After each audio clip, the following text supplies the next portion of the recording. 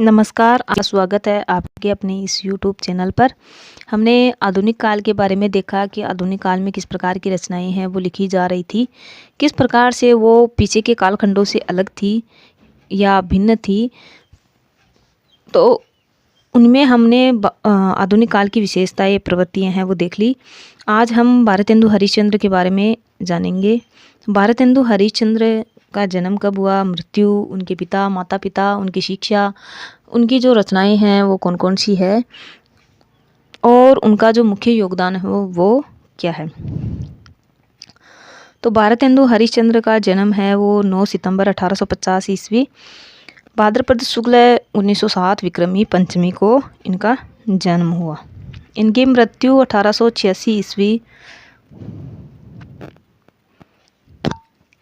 इनकी मृत्यु 1885 नहीं 1885 ईस्वी 35 साल 1885 ईस्वी माँ कृष्ण 1941 विक्रमी षष्ठी 6 जनवरी को इनकी मृत्यु हुई। इनके पिता का नाम गोपाल चंद्र है, जो कि गिरधरदास नाम से भी प्रसिद्ध है। इनके पिता जो गोपाल चंद्र गिरधरदास है, उनकी जो रचना है नहुस, इस नहुस नाटक को भारतेंदु हिंदी का पहला नाटक मानते हैं। यानी अपने पिता द्वारा लिखित नहुस नाटक को भारतेंदु हिंदी का पहला नाटक मानते हैं। तो भारतेंदु के द्वारा भारतेंदु की नज़र में या भारतेंदु के दृष्टिकोण से हिंदी का पहला नाटक कौन सा है, तो नहुस पहला नाटक है। इनके काव्य गुरु हमने ऊपर देखा था, इनके साहित्य गुरु बसाई गुरु शिव प्रसाद सितारे हिंद है। लेकिन अगर इनके काव्य गुरु के बारे में पूछ लिया जाए तो वो पंडित लोकनाथ है। इनका उपनाम रसा, जहाँ पहुँचा न जाए वहाँ की राह बनाने वाला। यानी भारतेंदु हरिश्चंद्र का उपनाम क्या है, तो भारतेंदु हरिश्चंद्र का उपनाम रसा है। रसा का अर्थ क्या होता है, तो रसा का अर्थ होता है जहाँ पहुँचा न जाए वहाँ की राह बनाने वाला। यानी जहाँ पहुँचना मुश्किल हो वहाँ पर भी पहुँचने वाला रसा। साहित्यिक पुनर्जागरण के अग्रदूत, युग वैतालिक, रीतिकाल के आधुनिक काल के संधि कवि, धनवान राजकुमार कवि, ये इनके उपनाम है। पहला है रसा, फिर है साहित्यिक पुनर्जागरण के अग्रदूत, युग वैतालिक, रीतिकाल और आधुनिक काल का संधि कवि कौन है, वो भी भारतेंदु हरिश्चंद्र। धनवान राजकुमार कवि कौन है, तो वो भी हमने भारतेंदु के उपनाम देखे, रसा, साहित्यिक पुनर्जागरण के अग्रदूत, युग वैतालिक, रीतिकाल और आधुनिक काल के संधि कवि कौन है, भारतेंदु। और धनवान राजकुमार कवि कौन है, तो वो भी भारतेंदु। भारतेंदु कृष्ण उपासक थे तथा वल्लभ संप्रदाय में दीक्षित थे। भारतेंदु ने ब्रज भाषा में कृष्ण भक्ति के पद भी लिखे। ब्रज भाषा में उन्होंने कृष्ण भक्ति के पद भी लिखे हैं। भारतेंदु ने खुसरो की बाती, पहेलियाँ और मुकरियाँ लिखी है। यानी अपनी बात जनता तक पहुंचाने के लिए उन्होंने जो मनोरंजन पहेलियाँ और मुकरियाँ हैं वो अपनाई है। भीतर भीतर सब रस जूसे है, सकी मच्छर ना सकी अंग्रेज।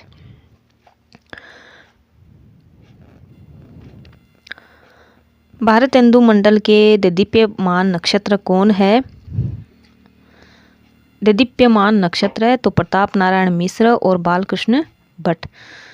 देदीप्यमान नक्षत्र के बारे में पूछा जाता है तो इन दोनों का नाम आएगा, प्रताप नारायण मिश्र और बालकृष्ण भट्ट। प्रताप नारायण मिश्र को हिंदी का एडिशन कहा जाता है और बालकृष्ण भट्ट को स्टील कहा जाता है।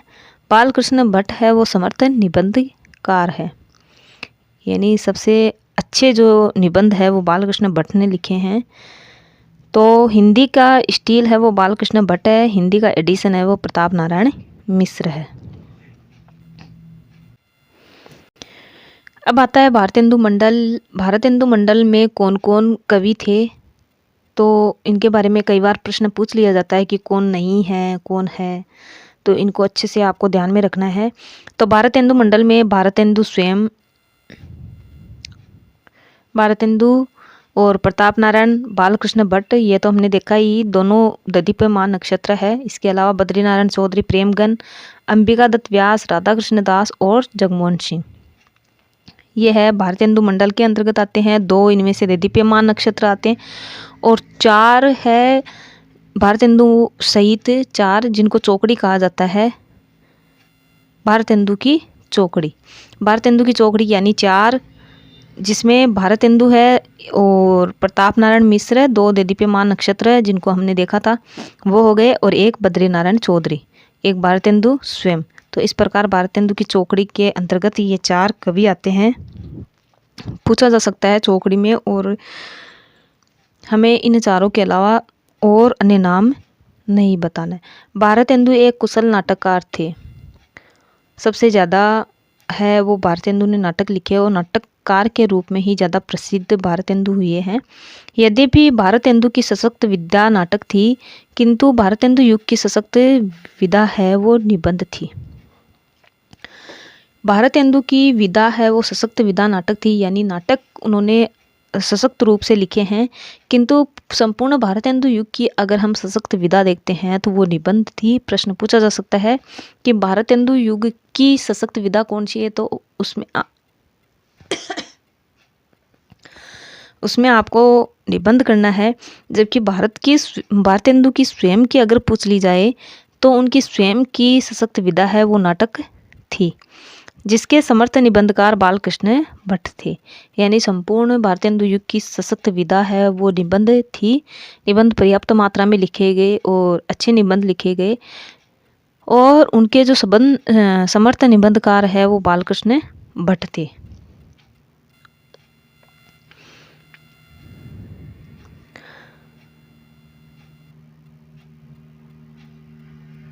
भारतेंदु की जो कवि वचन सुधा पत्रिका है और विद्या सुंदर इनका जो नाटक है, यहाँ से भारतेंदु युग की शुरुआत मानी जाती है 1868 ईस्वी। कवि वचन सुधा जो पत्रिका है 1925 विक्रमी यानी 1868 ईस्वी। आचार्य शुक्ल ने आधुनिक काल को 3-3 उत्थानों में विभाजित किया है। जो आधुनिक काल के जो गद्य और पद्य हैं दोनों को ही उन्होंने 3-3 उत्थानों में विभाजित किया है। प्रथम उत्थान, द्वितीय उत्थान और तृतीय उत्थान। प्रथम उत्थान 1925 से 1950 यानी 25-25 का अंतराल उन्होंने रखा है। क्या हमने जब रामचंद्र शुक्ल हम पढ़ रहे थे तब भी हमने देखा था कि आधुनिक काल को रामचंद्र शुक्ल ने 3-3 उत्थानों में विभाजित किया है।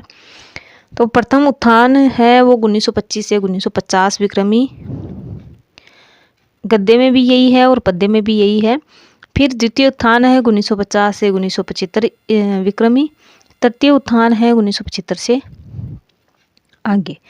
अब रामचंद्र शुक्ल ने प्रथम उत्थान है वो 1925 विक्रमी से ही क्यों माना है, तो यहाँ पर एक विशिष्ट है वो लेखन कार्य हुआ है। इसमें 2 जो लेखन कार्य हैं वो कवि वचन सुधा और विद्या सुंदर। जो भारतेंदु की महत्वपूर्ण एक पत्रिका कवि वचन सुधा और विद्या सुंदर, इनका जो नाटक है वो महत्वपूर्ण नाटक वो 1868 ईस्वी में लिखा गया, और कवि वचन सुधा पत्रिका है वो 1868 ईस्वी में आई, यानी 1925 विक्रमी में। तो यहीं से शुक्ल जी है वो प्रथम उत्थान की शुरुआत मानते हैं। द्वितीय उत्थान है वो 1950 रामचंद्र शुक्ल। इसमें भी एक महत्वपूर्ण कार्य वह है नागरिक प्रचारणी सभा काशी की स्थापना है, वो इस समय 1950 विक्रमी में हुई, यानी 1893 ईस्वी। फिर जो तृतीय उत्थान है वहाँ भी एक महत्वपूर्ण घटना हमें देखने को मिलती है, वो है छायावाद की शुरुआत। यानी छायावाद की शुरुआत है वो 1918 ईस्वी 1975 विक्रमी। इस प्रकार से 3 उत्थानों में जो आधुनिक काल को रामचंद्र शुक्ल ने बांटा है, उन 3 उत्थानों के उदय होने में 3 उत्थानों की शुरुआत में उन्होंने सर्वश्रेष्ठ घटनाओं को, आधुनिक काल की सर्वश्रेष्ठ घटनाओं से इनकी शुरुआत है वो मानी है। भारतेंदु की पत्रिकाओं के बारे में शुक्ल जी के विचार क्या है, यानी शुक्ल जी है वो पत्रिकाओं के बारे में क्या कहते हैं। तो सबसे पहले जो उनकी 1868 ईस्वी की जो कवि वचन सुधा है भारतेंदु की, इस पत्रिका में पहले कवियों की कविताएं छपती थी, किंतु आजकल इसमें गद्य भी रखने लगे हैं। यानी पहले इसमें कविताएं निकलती थी, लेकिन आजकल इसमें गद्य भी आने लगा है। हरिश्चंद्र मैगजीन, इसके 8 अंकों के बाद इसका नाम है वो हरिश्चंद्र चंद्रिका यानी हरिश्चंद्रिका कर दिया गया।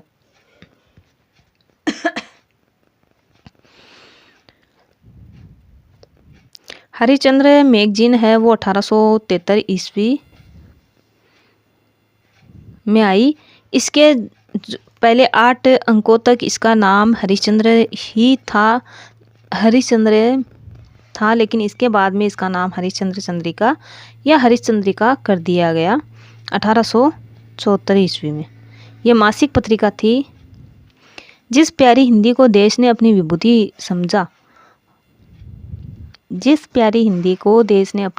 समझा, सारी जनता ने उत्कंठापूर्वक दौड़कर अपनाया, उसी हिंदी का प्रथम दर्शन इसी पत्रिका में हुआ। यानी अगर ये पंक्तियाँ आती है और पूछा जाता है किस पत्रिका की बात हो रही है, तो आपको ध्यान में रखना है हरिश्चंद्र चंद्रिका के बारे में। आचार्य रामचंद्र शुक्ल का कथन है कि जिस प्यारी हिंदी को देश ने अपनी विभूति समझा, उसे सारी जनता ने उत्कंठापूर्वक दौड़कर अपनाया, उसी हिंदी का प्रथम दर्शन इस पत्रिका में हमें देखने को मिलता है। यानी जिसे सारी जनता पसंद करती है, वही हिंदी हमें हरिश्चंद्र चंद्रिका में देखने को मिलती है।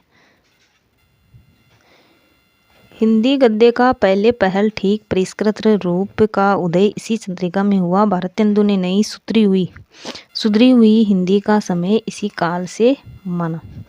हिंदी गद्य का पहले पहल ठीक परिष्कृत रूप, यानी हिंदी का सबसे पहले परिष्कृत रूप किस पत्रिका में हमें देखने को मिलता है या कहाँ पर देखने को मिलता है, तो वो हरिश्चंद्र चंद्रिका में देखने को मिलता है। भारतेंदु ने सुधरी हुई हिंदी का समय इसी काल से माना है।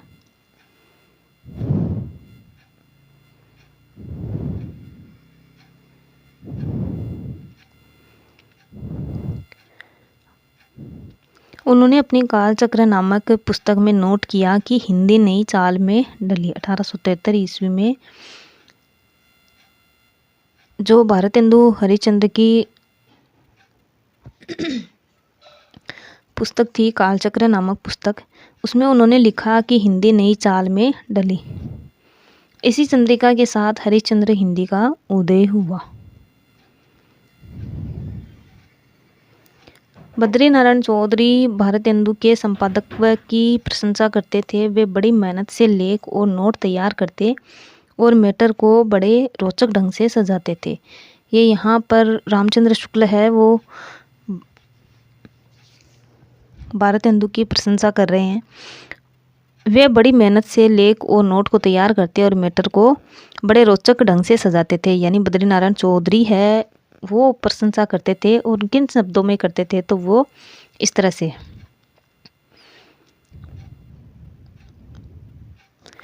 भारतेंदु कालीन लेखकों के बारे में शुक्ला जी ने कहा कि उनकी हिंदी वास्तविक हिंदी होती थी, उनमें विदग्धता और मौलिकता होती थी। यानी भारतेंदु कालीन लेखकों की जो हिंदी है वो वास्तविक हिंदी होती थी। वे भाषा की प्रकृति पहचानने वाले थे। भारतेंदु है वो भारत भाषा की प्रकृति को पहचानने वाले थे। उनकी भाषा में न दिक्तिक अशांति थी, न कांदना सिहरना छल छल अश्रुपात था, न जीव होड़ कवि का संदेशा था, न भाग लेना न स्वार्थ लेना। आचार्य रामचंद्र शुक्ल है वो उनकी भाषा के बारे में कहते हैं। ये पंक्तियाँ परीक्षा में ऐसी की ऐसी आ सकती है और पूछा जा सकता है कि किसका कथन है और किसकी भाषा के बारे में है, तो आपको ध्यान में रखना है। भारतेंदु की भाषा के बारे में आचार्य रामचंद्र शुक्ल का कथन है। एक अद्भुत अपूर्व स्वप्न भारतेंदु की रचना है। एक अद्भुत अपूर्व स्वप्न भारतेंदु की रचना है, किंतु आचार्य रामचंद्र शुक्ल इसका लेखक है बाबू तोताराम को मानते हैं। पूछा जा सकता है कि आचार्य रामचंद्र शुक्ल के अनुसार जो एक अद्भुत अपूर्व स्वप्न है, इसके लेखक कौन है, तो बाबू तोताराम। भारतेंदु ने पेनीराइट क्लब की स्थापना करी। पेनीराइट क्लब की स्थापना किसने की, भारतेंदु ने। बच्चन सिंह कहते हैं कि मुझे लगता है आचार्य शुक्ल ने कालचक्र देखा ही नहीं। यानी जब रामचंद्र शुक्ल कहते हैं कि कालचक्र में उन्होंने नोट किया है कि हिंदी नई चाल में ढली, तो उसी के बारे में बच्चन सिंह उसी का विरोध करते हुए कहते हैं कि आचार्य शुक्ल ने कालचक्र देखा ही नहीं। मुझे लगता है कि आचार्य रामचंद्र शुक्ल ने वो कालचक्र देखा नहीं है। कालचक्र 1884 ईस्वी में लिखी गई एक पुस्तक नहीं है, वर्ण विभिन्न ऐतिहासिक घटनाओं जैसे युधिष्ठिर, अशोक युद्ध आदि के कालांकन की सूची है। यानी वो एक पुस्तक नहीं है बल्कि एक ऐतिहासिक घटनाओं की सूची मात्र है, जिसमें लिखा है कि हिंदी नई चाल में ढली न कि नई चाल में डली। अब बच्चन सिंह यहाँ पर इस एक शब्द के कारण है इस बात को पलट देते हैं कि वहाँ पर उन्होंने हिंदी नई चाल में डली ऐसा नहीं लिखा है, न कि हिंदी यानी नए चाल में ढली ऐसा लिखा है, न कि नई चाल में ढली। हिंदी गद्य का प्रथम परिष्कृत रूप है किस पत्रिका में देखने को मिलता है, ये प्रश्न आ सकता है। तो हरिश्चंद्र मैगजीन में हमें हिंदी गद्य का प्रथम परिष्कृत रूप देखने को मिलता है। हिंदी नई चाल में ढली किस में कहा गया है, तो कालचक्र में कहा गया है। और किसके लिए कहा गया है, हरिश्चंद्र मैगजीन के लिए कहा गया है। एक जो अन्य पत्रिका है, एक हमने देखी कवि वचन सुधा, एक हरिश्चंद्र चंद्रिका और तीसरी है बाला बोधिनी, भारतेंदु की पत्रिका है। बाला बोधिनी जो किससे संबंधित है, नारी विमर्श और स्त्री विमर्श की पत्रिका है। अब देखेंगे हम भारतेंदु के द्वारा लिखित नाटक, जो कि उनकी महत्वपूर्ण रचना है नाटक, जिसके वे समर्थ उनकी विदा है। तो उनके द्वारा लिखित अनुदित 9 नाटक अनुदित और 8 हैं इनके मौलिक नाटक। कौन कौन से इनके अनुदित नाटक है, कौन कौन से इनके मौलिक नाटक है, उनको याद करने की ट्रिक क्या है, उनको हम कैसे याद रख सकते हैं, तो इनको हम अगले वीडियो में देखेंगे। तब तक के लिए नमस्कार, धन्यवाद।